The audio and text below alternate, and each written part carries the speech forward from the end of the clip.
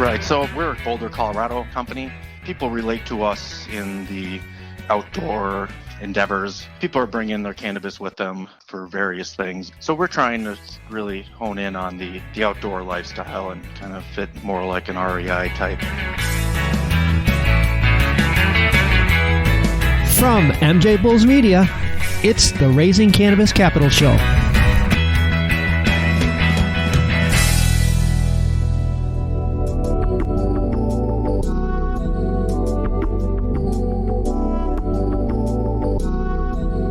Today in the Raising Cannabis Capital series, we are joined by Skip Stone, who's the CEO of Stashlogix. Skip, welcome to the show.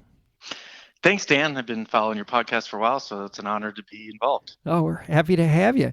We've done a lot of shows about companies that provide products and services leading up to the sale, but we haven't done very many shows about companies that provide post-sale products or services.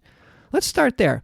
What are some of the post-purchase concerns or challenges that patients encounter? I guess I would say keeping edibles out of kids' hands has kind of been our driving force for us. Edibles need to be locked up around kids, so that's kind of been our primary selling point. But in addition to that, there's a lot of other challenges with how you carry and consume cannabis. And in general, cannabis is dirty and smelly and sticky, but it's also beautiful and fragile, and it's medicine, and it's not for everybody. So there's a lot of different challenges to tackle. Everybody has their different needs, but we look at it from our tagline of thoughtful, secure, and discreet. So yeah. It's kind of where this your company Stashlogix comes in. It's thoughtful, secure, and discreet personal cannabis storage systems. Whether you're traveling or you have it in your car or you have it at home, I mean, you don't want to screaming, guess what's in this bag, right? Right, yeah. Not everybody wants to wave the green flag saying, look, that smell is me over here. You know, a lot of people want to be discreet and explore this new world in private on their own terms. Yeah, it's nobody's business. And plus, like you said, you have it at home. You don't want the house cleaner tapping into it, or worse yet, your children or their friends. And I think if I read correctly, your storage systems have locking mechanisms on them. Right. So the concept was I enjoyed edibles and have for many years, but once 2014 came around and Colorado legalized gummy bears and all sorts of more predictable low-dose microdosing options, I realized there's a big opportunity here, and also realized that my two young kids and babysitters and others could potentially be affected. So I thought that's a problem that the whole world is going to experience at some point. So I decided to start moving that forward, and with some options on how to store things responsibly, meaning to lock it and keep it out of the wrong hands. Yeah. And it's odor-free. That's another selling point of the product. Yes, we handle odors multiple ways, but that's definitely one of our that's kind of the discreet part of our tagline. Mm-hmm. But we either seal the odors in with zippers and gaskets or liners, and sometimes we're absorbing, sometimes we're trapping odors inside. So there's a lot of different ways depending on which product we're using. You know, I'm on your website right now, and you have a lot of different styles, but it's almost like fashion. I'm going to get myself in trouble here because I have no idea about fashion, but they look like handbags. I mean, as far as I know, they look like handbags.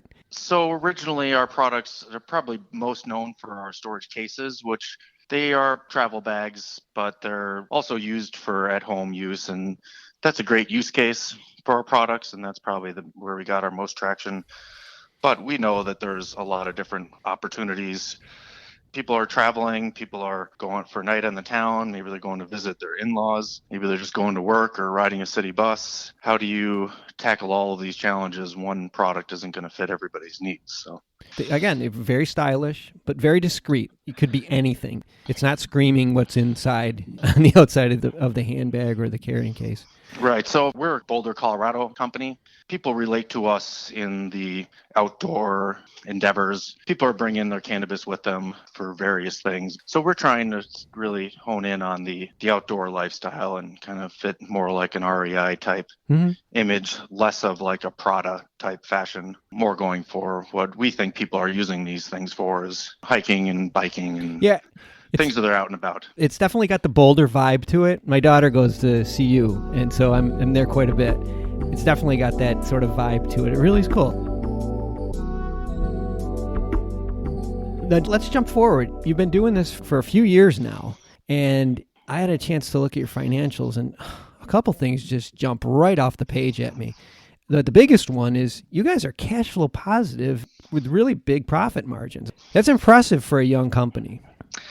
Yeah, we feel really fortunate. Part of it is necessity because this industry is challenging. It's hard to get access to money. We have raised some, but we've been up and running for about 3.5 years now, and we've haven't raised in a couple years, and mostly because we've just been heads down building the business. We run a small team. We try and minimize all of our complexity by incorporating a lot of software and just outsourcing lower value work. So we have a pretty lean and mean team. We handle almost everything we do in-house, from design to advertising, marketing, photography. So part of that good operators is that it's been a bit of necessity, but yeah, we feel really fortunate. Things are working.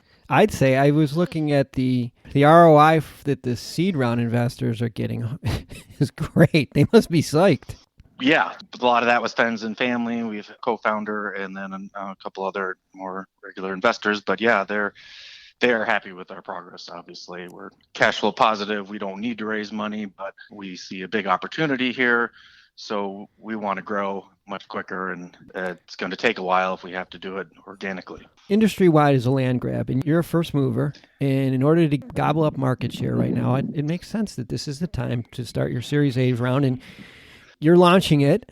And I got to say, it looks very investor-friendly. I mean, it looks great for investors. Are you comfortable sharing some of the details with us? Sure. We're raising $1 million. We're doing that at a $5 million valuation. We feel the timing is important, and we'd love to get going on our master plans. But yeah, you said we're cash flow positive. Last year we had 59% profit margin. So 59%. That's just great for a 3-year-old company. That is so well done. But we've been speaking with Skip Stone from Stashlogix, and we'll have all their contact information and investor information on the MJBulls website. Again, Skip, this looks like a really investor-friendly opportunity for people, and I don't know that it's going to be around long. If somebody's interested, they may want to get in touch with Skip right away. Skip, thanks for being on the show today. Thanks, Dan. I really appreciate it. And yeah, if anybody's trying to get a hold of me, we are in the midst of this round, and it's you can reach me at skip@stashlogix.com. Good luck with this, Skip, and let's stay in touch, okay?